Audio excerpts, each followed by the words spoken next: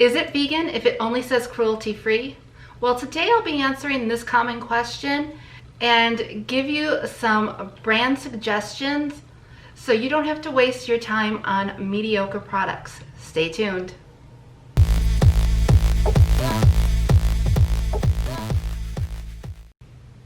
Hi everyone, welcome back to my channel. And if you're new here, my name is Shannon and I go over delicious food, vegan reviews, and holistic living over 40.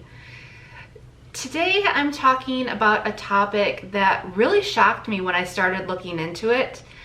I didn't realize how many animal products were being used in my makeup, bed and bath items, my everyday type of items.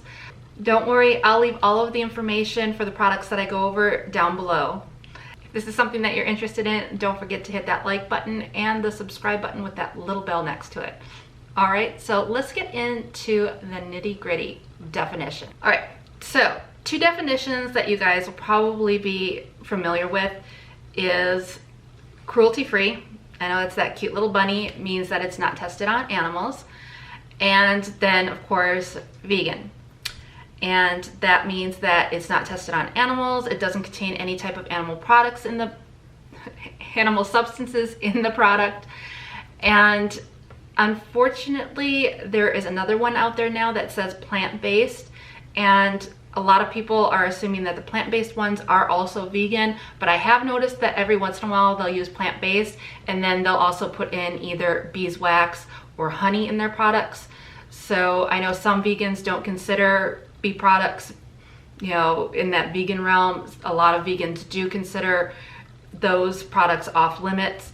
So it's just something that kind of take a look at if you're trying to also stay away from any type of animal products. You're going to want to make sure that it says vegan instead of just plant-based. Now, I do know that some of the products I'm going over today don't specifically say vegan, they say plant-based, but I looked at the ingredients. I personally, to my knowledge, don't see any ingredients in there from animals, but if there is, I'm sorry. It's just something that this is an area that I wanted to definitely talk about, but it's something that I am really starting to learn about. So some of these items might not stay as I get more knowledge on them, but I will definitely make sure to tell you which ones are vegan and which ones just say plant-based, why I'm going through these. So, Misty, don't you just love working with animals? Baby girl, huh? Show everybody your cute new look. See, she got groomed. I know you're not happy when I pick you up. She got a little too furry for the summer. She's getting really hot. She's starting to lick, get a little nasty. So, perfect time for you to jump in. Beauty products, bath items. You just got back from the spa. All right, so let's go into some of the categories that you're gonna learn about for animal products that are listed on products, and let's go on to the slides so that you can see all of the wonderful information. Made me really, really shocked. So the first section is animal urine, and disgusting, yes, ew. But it can be labeled as urea or carbamide. The next one is going to be your crushed insects. This is listed as carminic acid, carmine, carmine lake, cochineal dye, E120, or natural red 4. Your crushed bones, hooves, or feathers would be the next section, and this is listed as keratin, hydrolyzed animal protein, hydrolyzed protein, or guanine. The next one is animal skin, bones, tendons, ligaments, fat, organs, and hormones. Those are going to be listed as your gelatin, collagen, tallow, squalene, ambergris, estradiol, or retinol. And then finally, your sheep oil glands. Those are going to be listed as lanolin, wool fat, wool wax, aliphatic alcohol, cholesterol, ester alcohol, or triterpene alcohols. Okay, hopefully I didn't scare you too much. That's a lot of things in there. that I personally didn't know about. It's just a lot of animal products, a lot. So I am really not too happy that I've been putting animal everything on me for 42 years. So if you're getting value out of this video so far, please remember to hit that thumbs up button. And share it with someone else that you think might need to know about all the wonderful hidden products in their bath and beauty products. Let's get into all of my suggestions now. Deodorant. My pH changes all the time, so I have a nice little collection of deodorants right now that I've been using. The first one that I used to use was Desert Essence, and they are definitely cruelty-free. Like I said, all of these are going to be cruelty-free. Some of them don't specify whether they're vegan or plant-based. If it does say vegan, I'll let you know. But I like Desert Essence because I originally found them when I went gluten-free, and they were one of the first gluten-free bed and bath products out there. This one is a lemon tea tree fragrance, and for me, I stopped using this one. It's a little too greasy for me, but it smelled amazing. The next deodorant that I went into is the Schmidt's brand. And I learned about this one from Nisha from the Vegan View. She talked about how she loved the rose scent, and you guys know me, I'm not really into rose products, but I did see that they had a bergamot lime one. This one smells just like sherbet.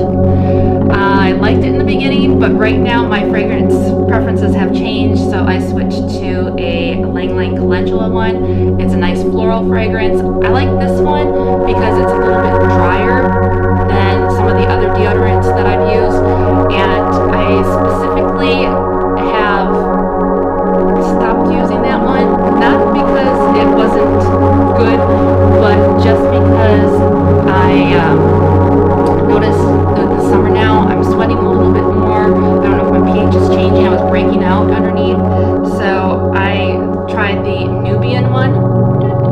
There we go. And this one is an Indian hemp and Haitian vetiver.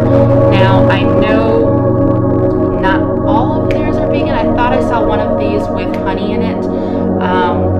So a lot of the products, like I said, just be careful for your beeswax and your honey in them. The next one that I really like is Shea Moisture, and this one is for a lotion, but they also have other types of shampoo, conditioner, all different types of things that they use for bed and bath products.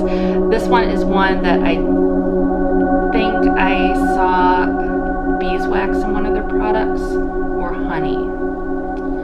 But like I said, a lot of these just read because not everyone considers bees products, you know, in the vegan, non-vegan realm. Okay, so washing my face, I like to use the Himalaya Herbal. This is an organic one. Focus. There we go. This is one that I really like. It's neem and turmeric face wash for normal to oily skin with vitamin E. This one is also gluten-free brand, and I think they're more plant-based than vegan. For shampoos and conditioners, I love Faith in Nature. You guys probably saw it over on my Instagram when I first found this. This one is definitely vegan. It says right on the front, vegan. Unfortunately, I can't find this anymore. I'll have to look online and see if they have it. And then another company that I've really been liking is Renpure. And this one is one that specifies themselves as gluten-free and plant-based. So I'm not 100% positive if all of their products are plant-based or if they have hidden things in them.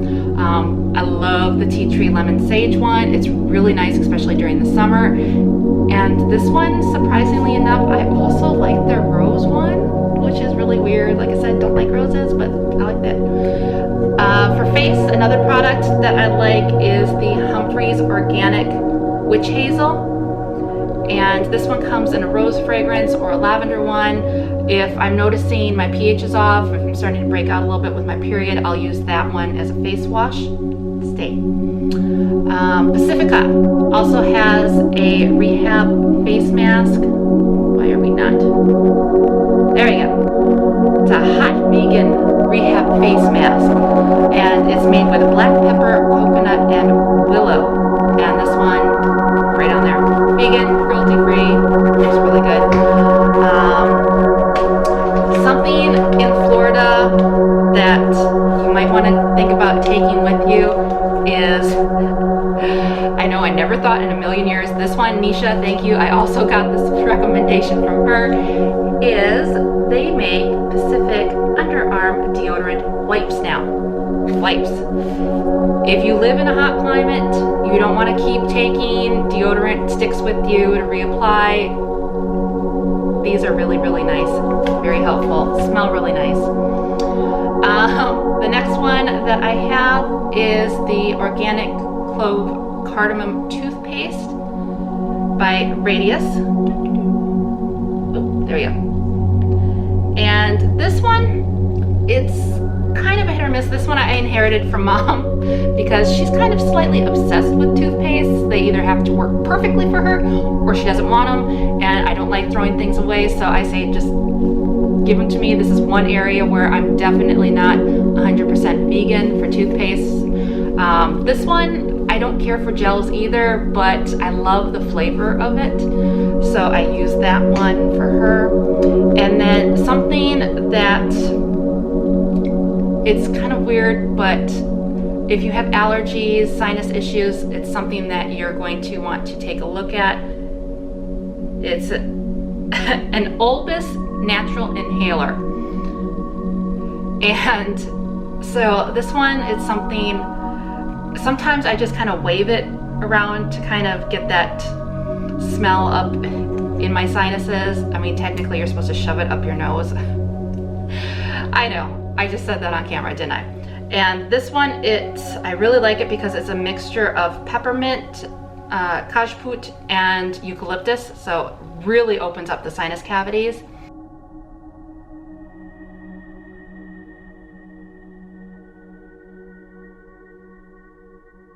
If you're not too sure of something that would be really good for you, another suggestion would be getting some type of a beauty box, and this could be in the form of, I know if you guys have heard of vegan cuts for snacks, they also have a vegan cuts for beauty and for makeup.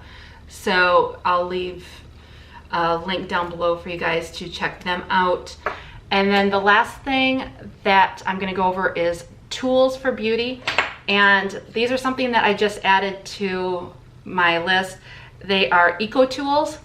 So basically you just kind of do some lymphatic drainage with this. You rub it on all of your sinus cavities. So that would be around, you know, up the nose, around the eyebrows, down, up here, and then you also from here up to there. I personally do a little bit on my neck. If you put it in the freezer, it gets really cold, so it tightens up your skin. They've got the small end, the large end, and they also now have the little spot one. I personally use this one on my eyebrows and then the other ones for my face. And then a tool that I also like to use that I learned about in my school was the tongue scraper. I thought my teacher was crazy, but this thing, it's amazing. Yes, it helps you with bad breath, but it also helps you with food cravings, and it's disgusting to see what comes off of your tongue. Normally I'm fine, but if I splurge, have processed items, sugar, oh my God, sugar, it's, there's two different designs. You'll see one that's kind of like an upside down V, and it's metal. You hold it on both sides and then scrape your tongue. The other one is what I have. It's a little stick with a circle on the end, and you just scrape the tongue that way too, and then you rinse it off. Oh, I almost forgot too, there is vegan dental floss. Most of the time they use beeswax for your dental floss, so watch out for that. I was really hoping I could get makeup into this one too, but I'm hitting the 14-minute mark for you guys right now. So look for part 2, which is going to be going over the makeup that I use on, we'll say, a weekly basis. I don't really use makeup too heavily, as you guys have probably noticed already. So stay tuned for that. And if you haven't already, remember to hit that subscribe button, and let's go into the next video.